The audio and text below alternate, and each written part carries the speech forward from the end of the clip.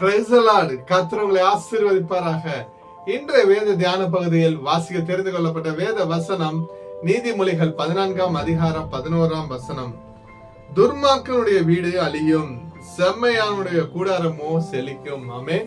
ஹல்லேலூயா. கிறிஸ்துவுக்குள் பிரியமானவர்களே, தேவனுக்கு அஞ்சி நேர்மையாக வாழ்பவர்களுக்கும் தீய வழியில் நடப்பவர்களுக்கும் இடையே உள்ள இறுதி விளைவை மிகவும் அழகாக ஒப்பிட்டு காட்டுகிறது.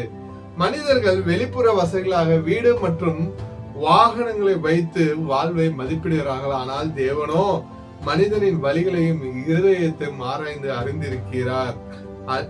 அநீதியான முறையில் சேர்க்கப்படும் பெரிய சொகுசு வாழ்வை விட நேர்மையான வழியில் வாழும் எளிய வாழ்வே மேலானது மற்றும் நிலையானது என்பதை வசனம் மிகவும் தெளிவாக நமக்கு கற்பிக்கிறது. ஹல்லேலூயா.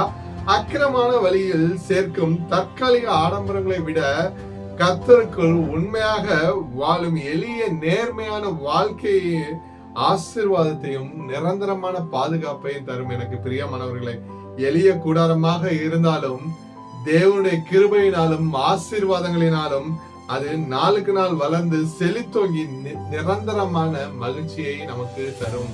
நம்மை அழைத்த தேவன் உண்மையுள்ளவர். கர்த்தராகிய இயேசுவின் கிருபை உங்கள் அனைவரோடு கூட இருப்பதாக. ஆமென்.